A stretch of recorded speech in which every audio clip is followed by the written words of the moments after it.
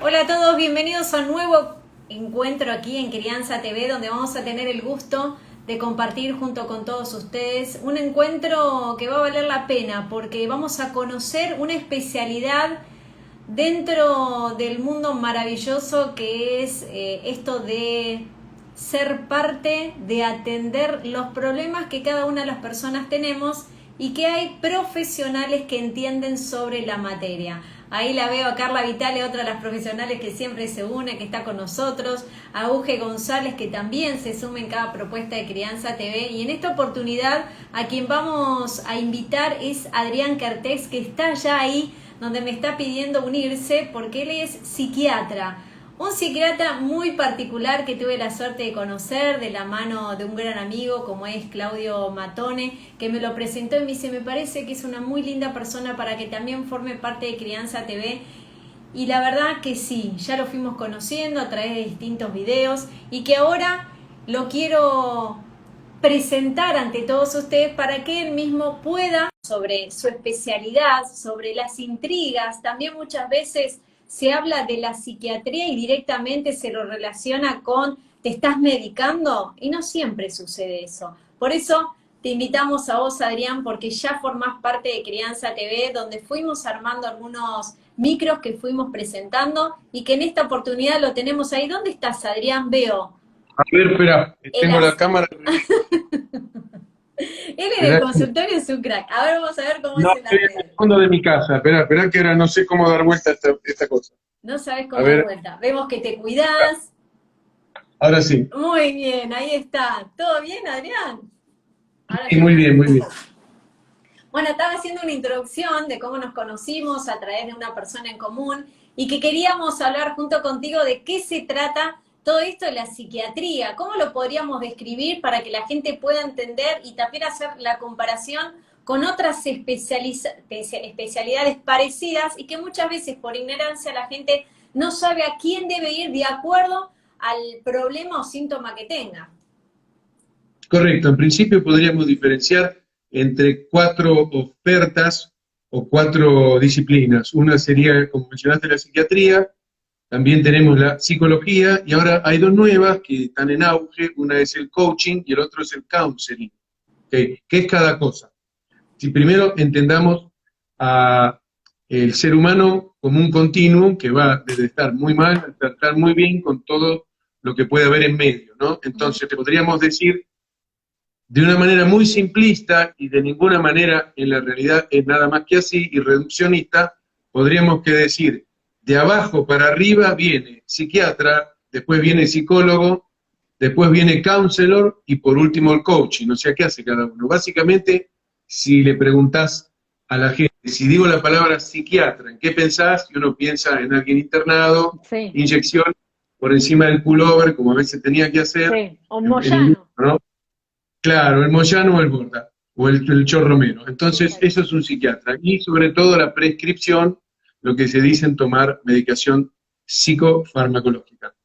El psicólogo sería, o la psicóloga está entrenada para la escucha activa y comparar en esa escucha activa, conectado con su cliente, con lo que sabe que es la patología, entonces de esa manera va a poder rápidamente o lo más rápido que pueda hacer una comprensión diagnóstica, va a entender qué le pasa a esta persona para ayudarlo en un tratamiento, en una terapéutica. Y en esto comparte con el psiquiatra el guardapolvo blanco, por así decir, metafóricamente, de la, claro, de la enfermedad. O sea, yo estoy mal, entonces, ¿cómo hago para estar bien de nuevo? Pero la gente se fue dando cuenta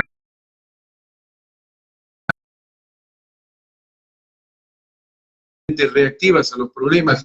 Las personas hacemos ejercicio físico, queremos estar bien, queremos aprovechar la vida, no siempre.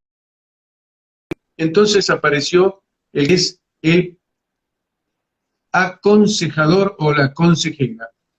El counselor tiene como función acompañar en una reflexión a su consultante para permitirle comprender en ese intercambio, a veces quien lo llaman un intercambio socrático, hablando de la antigua Grecia, Sócrates, quien ayudaba a la gente, decía que era como una partera, ayudaba a la gente a descubrir su verdad. Entonces, en este acompañamiento, que no necesariamente tiene que ver con tener una patología, sino tal vez hay alguna insatisfacción, tal vez algún aspecto de mi propia identidad que desconozco, o metas que me cuesta hacerme cargo de ellas. Entonces, desde ese lugar el counselor te acompaña a ese descubrimiento de a dos, que es su métier, que ya no es el tratamiento terapéutico, sino ayudar a descubrir estos aspectos que pueden estar anudados. Y por último, el coaching, que es un concepto tomado del deporte. Tenés un entrenador, el coach directamente en inglés quiere decir diván, que no es el caso, y entrenador. Y el entrenador es el que hace dos cosas. Ajá. ¿Cuáles son las dos cosas? Una es lo que se llama el empowering, el empoderamiento. El empoderamiento, para que se entienda, es sacar el matafuego del baúl. Yo tengo el matafuego, pero si lo tengo en el baúl, en el momento que se me incendia el automóvil, es tarde. Lo único que puedo hacer es alejarme, esperar que se incendie y cobrar el seguro. A veces por el hago adrede. Mientras que, claro, en el caso de las personas es utilizar talentos, oportunidades y habilidades que tenemos pero que no estamos usando, es ponerlas a disposición. Eso es el empoderamiento, o sea, en el empoderamiento más que aprender un talento es aprender a usar lo que ya tenemos. Y por último es la capacitación, en donde te va guiando de una manera, si es individual, personalizada, sino de una manera a través de un entrenamiento específico, muy enfocado en metas, para uno poder adquirir nuevas competencias y de esta manera adquirir una mejor relación y después las metas que uno se propone. Entonces, sobre todo en el coaching, digamos, no existe un coach que no vaya de la mano del concepto de objetivos. Bueno, ahí Claro, tenés un rápido pantallazo de las 4 profesiones. No, muy bien explicado. El coach podríamos decir que va de la mano de todo lo que es desarrollo personal, porque te ayuda a encontrar el foco dentro de tu personalidad. ¿Podríamos decir así o estoy muy equivocada? No, es exacto. Cuando alguien me pregunta a mí, ¿a vos qué haces? Y digo que soy psiquiatra, enseguida me dicen, no quiero hablar mucho porque me vas a sacar la ficha, o seguro que me vas a medicar. Primero, si estoy hablando con alguien socialmente, ¿por qué voy a irrumpir en su vida como profesional, gratis, no solicitado y de una manera completamente fuera de foco? O sea, Claro. nadie trabaja fuera de un contexto, y nosotros tampoco. Entonces, por un lado, la psiquiatría tiene su espacio. Por el otro lado, yo estoy entrenado para dar servicio de las 4 cosas. Soy como una Victorino. ¿Por qué? Porque tengo formación no solamente en la psiquiatría, me formé en APSA hace ya varios años atrás, sino también hice cursos de formación como psicoterapeuta, en psicología humanística, y también en lo que es el coaching. Yo me he sometido a procesos de coaching y aprendí a competencias que si no, no hubiese podido desarrollar, porque hay cosas que necesitamos la ayuda de alguien entrenado que nos permita encontrar eso que nos falta. Y en tu caso fue tu papá, porque Kertész dentro de psiquiatría es muy reconocido tu apellido. Mi padre fue el que trajo el análisis transaccional, que es una disciplina humanística. Ya él estuvo en los años 70, vinculado con todos los primeros creadores del análisis transaccional, que fueron los seguidores de Eric Berne. Eric Berne fue un discípulo de Freud, que dijo, no, típico como son los yanquis, que dijo, no, a mí no me gusta esto del inconsciente, vamos a hacerlo menos oculta las cosas, más al pan pan, el vino vino, y bueno, vino el AT, el análisis transaccional. Mi papá se enamoró de eso ya hace casi 50 años y lo trajo a casi toda Latinoamérica, parte de España, y bueno, yo estaba acostumbrado, hicimos algunos viajes con él cuando éramos chicos, y así conocí gran parte de Latinoamérica y conocí a varios, Dusay, Cartman, conocí a varios de los popes del análisis transaccional por él. Y cuando haces referencia a este análisis, ¿lo podés contar para el público que recién se está enterando? Sí. ¿Qué es el análisis transaccional? Se llama análisis porque va a separar en fragmentos comprensibles el discurso del paciente, la manifestación conductual del paciente, y lo que va a hacer es, cuando queremos entender algo, ¿viste lo que se llama ingeniería inversa?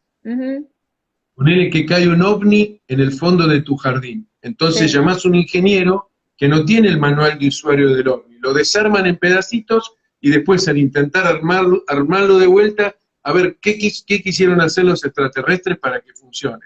Entonces, de alguna manera uno ejerce una ingeniería inversa con un paciente porque va a desmenuzar no la cabeza de la pobre persona, eso lo hace un neurocirujano, sino en el discurso y teniendo mucho cuidado de no detenerse en cosas irrelevantes, lo cual por eso muchas veces las personas en relación a la psicoterapia dicen que es perder el tiempo, que es te analizan y después de 5 años lo único que hiciste es pagarle la renta, y ese tipo de cosas que en realidad tienen razón. Si yo voy 5 años soy un terapeuta y cuando termino la terapia tengo los mismos problemas, no negocio.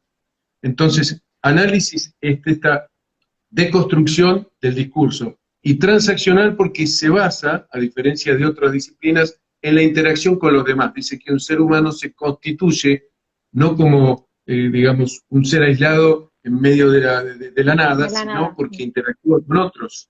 Y es en esta interacción con el otro que se enferma, y es en esta interacción con el otro que se puede sanar. Pero hay que aprender, es un arte el arte de sanar, porque uno tiene que reaprender cosas, y no siempre uno tiene la predisposición para hacerlo. Está en el psicólogo ayudarnos que así sea. Bueno, dijiste una palabra muy, muy inteligente y que muchas veces no la captamos de esa manera. Y uno tiene que estar preparado, no importa la edad que sea, para volver a aprender, porque muchas veces nos traemos etiquetas de nuestra niñez o nuestra adolescencia, nos quedamos con esas etiquetas y no podemos cambiar determinadas reacciones que no nos gustan de nuestra personalidad y no reconocemos, y ahí saldría lo que tu papá hizo, ir a nuestro subconsciente, cambiarle la etiqueta del lugar o hacerle el final que uno quiere para poder relajar esa situación y salir adelante. ¿O no? ¿O estoy equivocada? No, estás muy acertada, estás muy acertada. Te voy a comentar algo que a mí me gusta leer otras cosas. Practiqué mucho tiempo, aún no lo hago, meditación. Mindfulness me parece interesante, se ve que soy más grande de edad, entonces hacía meditación Zen, y hay un autor, se llama Shunryu Suzuki, que no es Daiset Suzuki, el otro, Shunryu, que estuvo en San Francisco, un tipo muy divertido, y decía la mente del principiante. En japonés se dice Shoshin. Shoshin quiere decir la mente del que recién empieza. Entonces, de alguna manera, vos fíjate qué interesante, ¿no? Había escuchado en una masterclass sobre el Bold Thinker. Hay un hindú que es el dueño de Moonexpress, es una compañía que va a poner un robot en la luna, y él decía que el problema con los especialistas, que no son innovadores, están tan atrapados dentro de la complejidad de su excelencia, que no le pidas que haga algo nuevo. En cambio, el tipo que recién empieza tiene la mente como un niño, inocente, claro, y ese es realmente disruptivo. Entonces dice muchas veces para poder ayudar a una persona, a ver, vos pensás que la patología, un paciente en realidad es un especialista ¿de qué? De sí mismo. Y como especialista de sí mismo sabe un montón, pero está atrapado en sí mismo. Entonces a veces uno necesita salir de sí mismo, como este Bold Thinker, y está en nosotros. En inglés se dice think out of the box, pensar afuera de la caja. Hay un ejercicio con 9 puntos. Y si uno no puede salir de sí mismo, en el fondo está atrapado. Es una cárcel más efectiva que cualquiera de las de alta seguridad. No puede salir. Hay que ayudar a la persona a que salga de sí mismo, no alienándose, sino que tenga una nueva perspectiva. Sí, ahí está el cambio de etiquetas que vos decías. Claro, yo trabajé en algún momento el hecho de meditar, llegar al subconsciente, encontrar de dónde venía esa traba mía, y fue muy bueno porque me encontré en una escena de niña donde parecía que nada que ver a lo que yo estaba buscando y en realidad tenía que ver. Pude hablar con esa niña mía, parece mentira, pero es un trabajo de meditación, hablas con tu niña, hablas con tu subconsciente, cambié el final y todo me cambió. Es más, ahora me creo el final que yo creé en mi subconsciente, el otro ya no lo recuerdo. ¿Se puede hacer eso? Mira, voy a ir un paso más allá. ¿Me creerías si te digo que para muchas personas adultas, eso que vos dijiste, en el fondo piensan que es imposible? No. Hay algo, viste, cuando te dicen, vos tenés tu niño interno activo todavía, o sea, vas a ver que a veces vas por la calle o estás en una reunión y ves gente, y te voy a decir algo raro. Yo a veces me gusta enfocarme en cosas raras que todo el mundo sabe, pero no habla de eso. Por ejemplo, vas a notar que hablas con cierta persona, no importa que sea grande de edad, tiene algo de niño, y no estoy diciendo que es pueril o inmaduro, es como que no es grande. Y hay gente que es grande. No te, por ejemplo, vos veías yo veía a mi padre y decía, estos nacieron grandes, no me los imagino de niños, ¿no? ¿Por Claro. qué? Porque a veces por la forma ósea, nada más, por la cara, pero en otros casos hay personas que por algún motivo no se atreven, tal vez sea vergüenza o miedo, eso, que no se atreven a reflotar a su niño interno, lo tienen relegado como diciendo, vos no estés con los grandes. Tiene un precio muy elevado porque tú, lo mejor tuyo lo tenés en tu niña. Lo mejor tuyo también está a la vista, en tu caso, pero además de eso, también, fíjate que vos estás diciendo algo, hace falta mucho coraje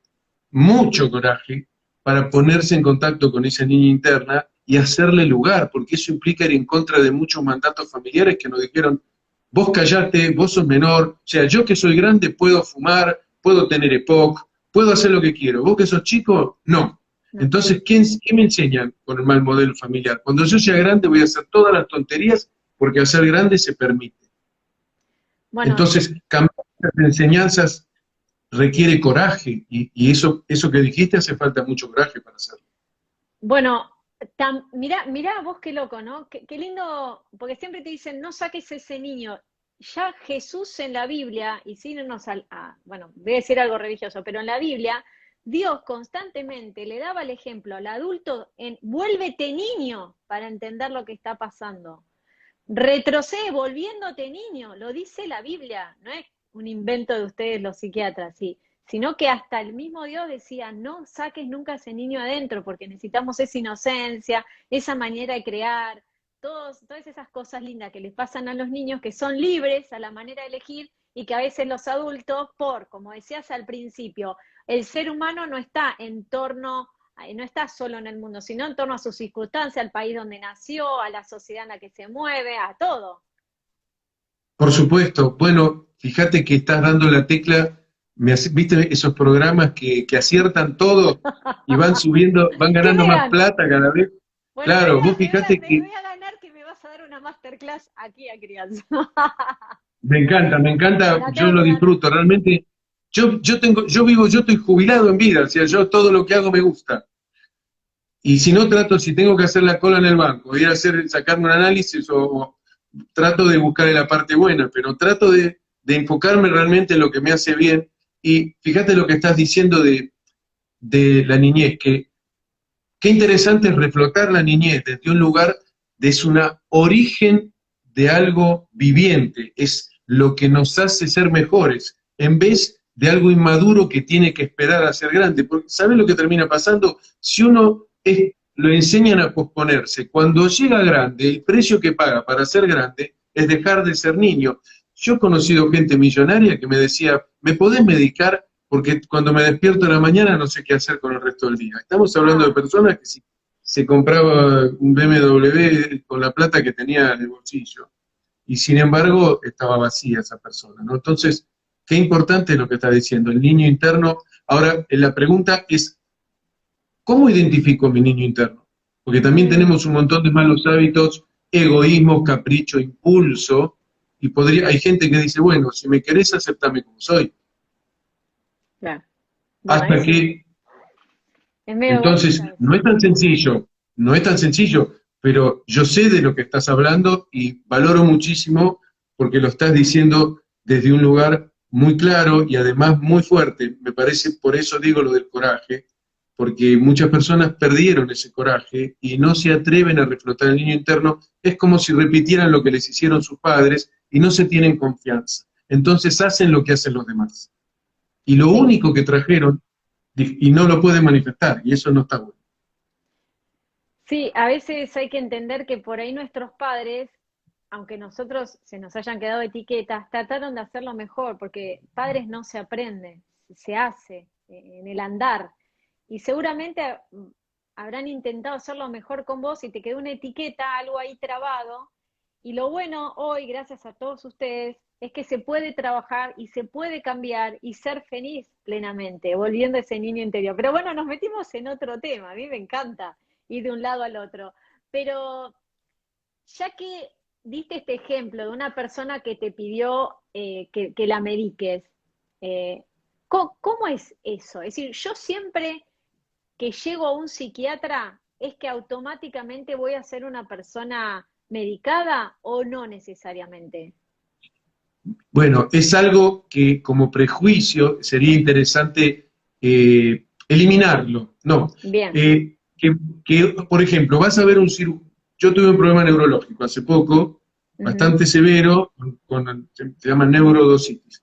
Y fui al neurocirujano, la primera vez que me vio me explicó el separador que me voy a poner en la columna, lo cual menos gracia me hizo sentir un montón de cosas.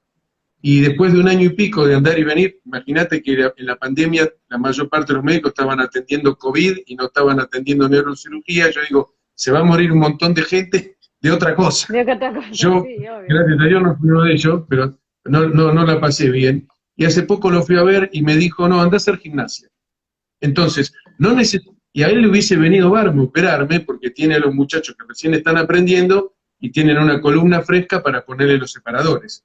Hacen falta los pacientes, si no, ¿cómo aprendés? Y en lugar de usarme para aprender, como es un tipo excelente, es uno excelente médico y buena persona, excelente, pero me dijo, anda a hacer gimnasia, y realmente tengo el 80% mejor, quiere decir que yo análogamente, como psiquiatra, no es que alguien me viene, ya sale con una prescripción, a veces la prescripción es quitarle, no de entrada, de una manera programada, todo lo que está tomando. ¿Qué pasa con un paciente crónico? A veces no tiene un médico de cabecera y el próximo médico, a veces por distintos motivos, repite la receta y no se tomó el tiempo de realizar un diagnóstico concienzudo, un diagnóstico abarcativo que realmente entienda a ese paciente y simplemente le está dando más de algo que por ahí hace años que ya no necesita. Entonces no es sinónimo ir al psiquiatra de salir en paz, como se dice, salir empastillado, no. Mirá qué bueno lo que decís. ¿Y quiénes serían las personas, si podrías enumerarlas, que son personas que directamente tienen que ir a un psiquiatra y no pasar por un psicólogo? ¿O no es así? ¿O necesitan pasar por todos los pasos previos, del cual vos también sos especialista, pero a veces no todos los psiquiatras tienen todas las especialidades? ¿Puede ser así? Te contesto, habría dos concepciones que no tienen que ver con la profesión, sino con el modo de interactuar con los otros profesionales. Por un lado tenés la multidisciplina y por el otro lado la interdisciplina, que es cada una de ellas. La multidisciplina es la típica que ningún profesional habla con el otro. Quiere decir que podés ir a un psicólogo y un día se te ocurre a vos ir al psiquiatra y resulta que ambos te atienden de manera paralela y en ningún momento se enteran lo que estás haciendo con el otro profesional. A veces ni lo saben porque no preguntan y el paciente tampoco lo cuenta. Y esto para Ah, mí no es bueno porque por ahí estás recibiendo tratamiento redundante, o sea, estás pagando dos veces por lo mismo, o peor aún, estás recibiendo tratamientos contradictorios, claro. ¿no? En la interdisciplina es necesario la comunicación entre todos los profesionales que tratan al mismo paciente. Yo siempre trabajo en interdisciplina. ¿Por qué? Porque he tenido pacientes, por ejemplo, yo atendí a una mujer en Quilmes que me contaba que el marido era muy calentón, se enojaba. Y me llamó la atención y digo, ¿se pone colorado? Sí. ¿Le duele la nuca? Sí. Eh, ¿Ve lucecitas? Bueno, dígale, ¿cuándo le pasó hoy a la tarde? Bueno, haga una cosa, dígale que vaya y se tome la presión. Estaba haciendo una crisis hipertensiva, no era solo calentón. Entonces, Mm. si no se puede curar todo con la psiquiatría, como médico tengo que pensar que, ¿qué pasa si hay una enfermedad orgánica invisible que está produciendo un síntoma psíquico? Ah, puede Por existir. ejemplo, Sí, mira, no por sabía eso. supuesto, ¿Puede existir algo que físicamente esté pasando en mi cuerpo que me haga cambiar? Por ejemplo, las mujeres por cuando nos supuesto, indisponemos se nos cambia, se nos chifla el moño a veces o algún día porque hay una cuestión hormonal. Pero uno lo claro, reconoce, sabe y no necesita medicarse. Pero eso es un cuando buen vos, ejemplo. digo yo, pero no sabía que otro tipo de enfermedades pueden ser físicas y no psíquicas y que producen, no sé, agresiones o no sé, alguna ira. Puede suceder eso también. Claro que sí, es muy importante. ¿Qué pasa con algo que ocupe el cerebro? Puede ser un angioma, un tumor o una infección, y eso altera circuitos neuronales que a su vez producen cambios en la conducta. Por ahí estás tratando a un paciente por cambios en sus hábitos y resulta que lo que había que hacer era ir al neurocirujano, no era el psiquiatra. Entonces es muy importante saber hacer un diagnóstico para descartar todo lo que es orgánico. No le vas a ver, es tan absurdo hacerle terapia a un problema quirúrgico como querer operar a un hipocondríaco. ¿Qué pasa a una persona que tiene miedo a las enfermedades y lo operan de cualquier tontería? Se lo pasan abriendo como si el cierre de lámpara, como si fuese un monedero, lo abren y lo cierran, y en realidad lo que hacía falta era que alguien le diga, escúchame, ¿a qué le tenés tanto miedo? Claro. Entonces, es muy importante la relación mente-cuerpo. Ambos existen, ambos son reales, la mente no se ve, pero uno está triste y se fue de vacaciones al lugar más lindo y más caro del mundo con la persona que uno más quiere, y nada de eso, una persona deprimida en ese contexto tiene sentido, se la pierde. Mirá si lo subjetivo no va a ser importante. Lo subjetivo le da sentido a lo material, pero lo material le da soporte a lo subjetivo. Un escritor genial sin papel y lápiz nadie se va a enterar, ¿no? Qué bárbaro todo esto que decís, ¿no? Porque me lleva a reflexionar y a pensar muchas cosas, que hay gente que por ahí con el dinero cree solucionar problemas internos y jamás va a ser así, sino que lo importante, y creo que la abundancia tiene que estar en el alma y en la conciencia de cada uno. Y ahí es donde están ustedes para trabajarlo. Y qué bueno esto del diagnóstico. Si una persona que ahora nos está escuchando nota que tiene reacciones diferentes, que se siente mal, ¿a dónde iría entonces en esa oportunidad? ¿Voy al psiquiatra? ¿Voy a un médico clínico? ¿Por dónde empezar sería, Adrián? Te digo bueno, lo que haría yo no, porque yo ya estoy entrenado y yo sé qué hacer. Supongamos cualquier Ah, persona, como decía Neustadt, decía Doña Rosa, no sé qué tenía con Doña sí, Rosa, pero bueno, él decía, sí. supongamos Que, que que está era, la era la Doña persona, Rosa, exacto, la persona la que Doña decía Rosa lo de mismo. Neustadt en su casa, en nido vacío, tiene más de 60 años, los hijos viven solos y está Claro, ahí medio aburrido, que dice, la verdad que no, encima con la pandemia, no puedo estar así, ya no me banco más esto, realmente los días así no valen la pena. ¿Qué hago? Entonces lo primero que hace, llama a una amiga o a la hija o a alguien, excepto que esté solo, uno tan conocido, y dice, escúchame, me siento re mal, ¿qué te está? Mira, yo conozco, y ahí viene la derivación, que la verdad la derivación viene de la confianza que tiene el que le preguntaste. Generalmente, la verdad de la milanesa, como se dice en forma, digamos, coloquial, es que uno va a recurrir a sus círculos de confianza. Entonces, podés llegar de una manera indirecta, no es que uno tiene la lucidez de decir, no, esto, a ver, tengo un problema que es más existencial que dinámico, así que conviene un counselor más que un psicólogo, pero me conviene un ah, counselor, no, uno no tiene eso, uno hace lo que puede. claro. Mirá qué Así bien. que, y de todas maneras, confiemos que los profesionales idóneos no son omnipotentes y si les toca un paciente que manifiesta algo en el orden de lo que no conoce, lo derive, ¿no? Es válido hacer una derivación y no solamente la derivación para no atenderlo, sino a mí me pasa mucho que trabajo con psicólogos y psicólogas que hacemos derivaciones recíprocas porque yo le envío para que hagan psicoterapia. Si yo tengo muchos pacientes, a veces no puedo, un paciente, yo puedo, digamos, una receta es una vez por mes y terapia es una vez por semana. Entonces a veces yo derivo para que lo atienda un psicólogo y yo me encargo de la medicación porque ya tengo una lista de pacientes que atiendo en psicoterapia. Y otras veces un psicólogo que está viendo que el paciente necesita por lo menos una opinión psiquiátrica, me lo deriva para que yo haga eso. Bueno, son muchos los temas entonces dentro de las problemáticas psíquicas de la cabeza. He escuchado de personas que por ahí han sufrido gastritis y se sabe hoy por hoy de que el estómago y los intestinos son el segundo cerebro. ¿Es así de cierto? Hay libros que hablan sobre eso. Todos los órganos tienen conjunto de neuronas. En el sistema digestivo hay algo que se llama el sistema APUD, que es Amino Precursor Uptake Decarboxylation. ¿Qué quiere decir eso? Ese choclo quiere decir que hay neuronas que generan péptidos, que generan hormonas en el sistema digestivo que excede el funcionamiento para digerir cosas. Es como si tuviera uno parte de, digamos, ¿por qué el cuerpo a veces sabe que tenés que comer naranja? O dice, mira, ¿viste? Te duelen las rodillas cuando viene la humedad. Hay una inteligencia visceral que hay que saber escucharla porque está vinculada al instinto de la supervivencia. Y a veces, como decía, a mí me gusta mucho Marvel, como decía, el sentido de araña que le avisaba de los peligros, ¿no? Entonces, existe, hay una inteligencia visceral, una inteligencia no verbal que es muy importante y tenemos que reconectar con ella. Si practicás meditación o practicás actividades expresivas, muchas veces hacen uso de esta inteligencia que a veces olvidamos porque tenemos hipertrofiada el área frontal de la inteligencia verbal y numérica.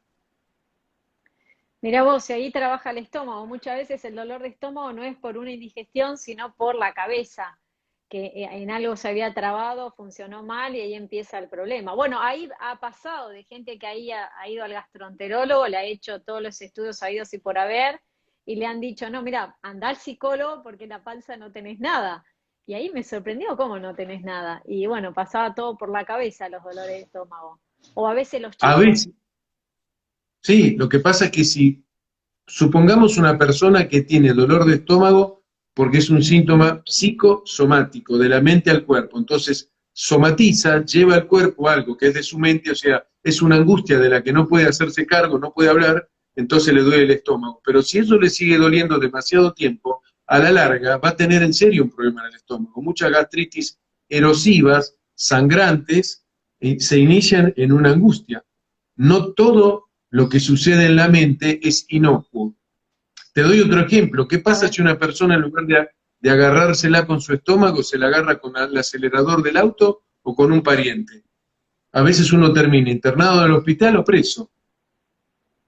La mente, siendo subjetivo, es lo más noble que tenemos, pero un instrumento noble usado de una manera grosera es realmente muy triste, ¿no? Porque el instrumento noble hay que darle vuelo, y cómo puede vos fíjate que esto tiene que ver muchas veces con los valores.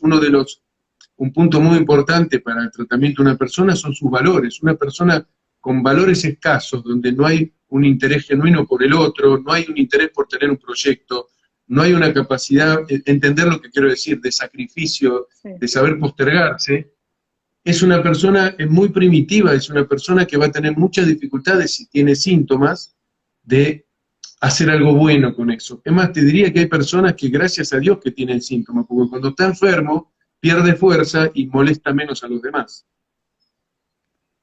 Wow. Yo tenía una paciente que decía, no, si me preguntaste te cuento, una paciente que le daba el consejo, no, mi paciente me contaba que su suegra le daba este consejo, porque tenía algunas dificultades con el marido. Le decía, vos pensá lo siguiente, que decía, tené paciencia porque los hombres, cuando son viejos, se ponen buenitos. Quiere decir que cuando está senil y está débil, no tiene fuerzas para jorobar, entonces por eso es buenito. Mirá. Me pareció un último consejo, le dije, mira mi querida es médica, como consejo apesta, digamos. Hay mejores cosas que aguantar hasta la vejez, ¿no? No hay que aguantar, porque ahí empiezan los problemas psicológicos. Yo creo que hay que hablar.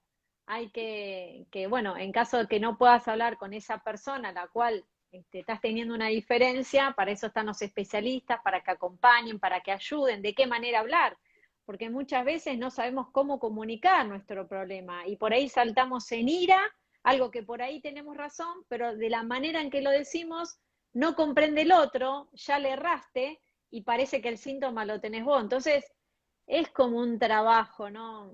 A veces no es tan fácil. Exacto. ¿No? Totalmente. Yo ahí te diría que, por un lado, es muy importante entender si uno está en una vinculación con una persona donde hay ciertos... No, yo no hablo de personas tóxicas, hablo de elementos tóxicos. Yo puedo estar en una vinculación con alguien para mí, en ese contexto, estar con esa persona genera cosas tóxicas.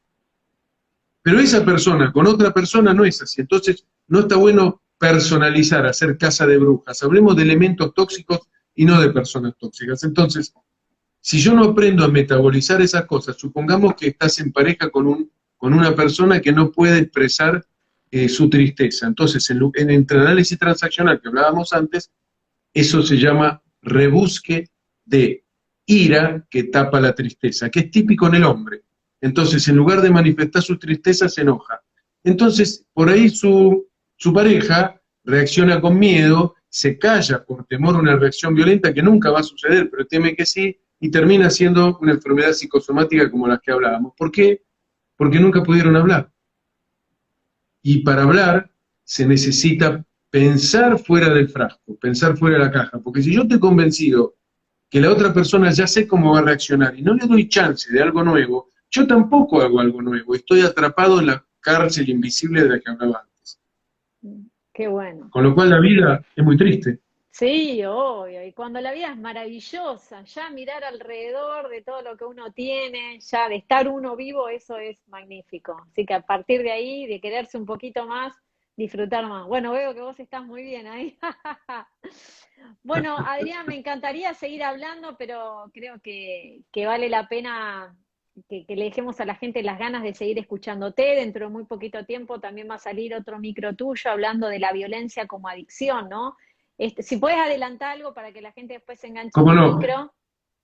A ver, hay dos cosas que es importante. Una es entender, tratar de no personalizar nada, porque esto se ve en las artes marciales. Si una persona, o lo ven también en los soldados, tienen un entrenamiento mental para evitar, tienen que tener las emociones a favor. Las emociones tienen que ser un potenciador de tu fuerza física y de tu resistencia. Nunca te tiene que llevar a dos lugares. Uno es a la situación de incapacitación. ¿Te paralizás de miedo? No. Y la otra es la de ser imprudente o torpe. Entonces, llevado a la vida de relación, si yo considero al violento a priori como algo malo que no se puede tratar, yo también voy a reaccionar como violencia. Entonces, por eso se dice, ¿cuál es el dicho? Que la violencia engendra violencia. Y el resultado de eso es que rompemos todo. Imagínate ser, a ver, los chicos que son testigos de padres violentos. Pensá el daño Es terrible, no me lo digas. de vivir. Entonces, hay que aprender, tener otras estrategias, porque además cuando una persona, vamos a hablar de una mujer, si te plantás frente a un hombre violento, de entrada, y no dejas que por uso y costumbre esa persona aprenda a amedrentarte, y aprendes a plantarse, no es ser agresivo, es no dejar que la violencia del otro te intimide. Si te le plantás, ahí no prospera la violencia, se tiene que ir a otro lado.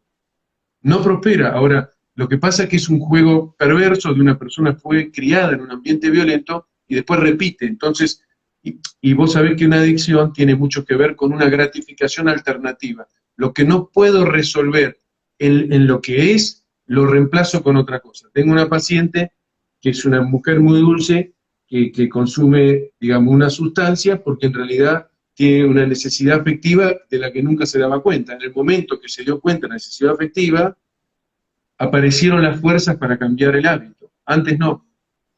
Qué bárbaro. Se puede lograr entonces, porque Claro que sí. volviendo Es más, a nuestro niño interior, lo que hablábamos antes, esto de la violencia, que a lo mejor es una violencia heredada por padres que por ahí eran violentos, o no padres, tíos, gente de su entorno, o que nos haya criado, uno puede a través de la meditación, de llegar al inconsciente, estar con ese niño, Pero- poder pero abrazarlo, bien, besarlo.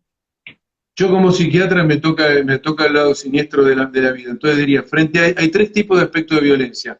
Cuando la violencia es el reemplazo, porque en el fondo es una persona asustada que reacciona por violencia, a esa persona hay que educarla para que encuentre la manera de obtener lo que necesita sin usar la violencia. Ahora hay dos otros tipos de violencia.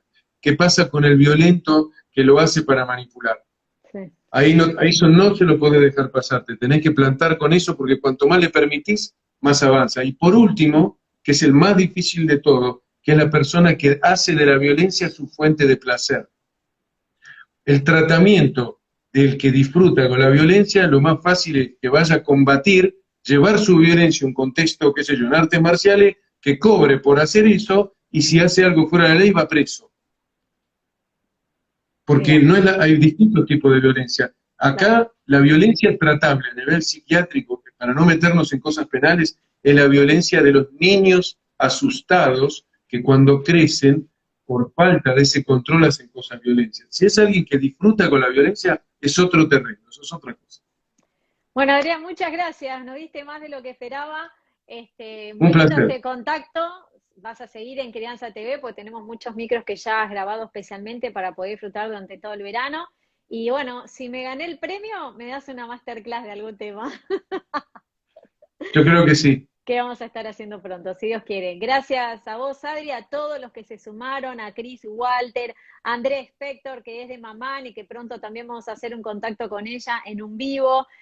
Acá a Revista Somos Infancia también vamos a hacer un contacto dentro de poquito. Andrea Spector, que es de Mamá, y vamos a hacer el contacto este mes, así que seguramente lo vamos a hacer el mes que viene, pero sí vamos a estar con María Paula Cabana, que es de Mamán también, otra psicóloga, hay muchos, ¿eh? A Flor Canals, una excelente maquilladora, saludo, ¿no? A la gente que se fue sumando.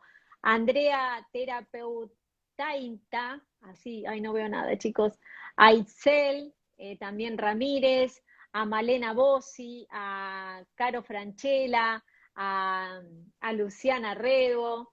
¿Quién más por ahí? Ay, no veo nada.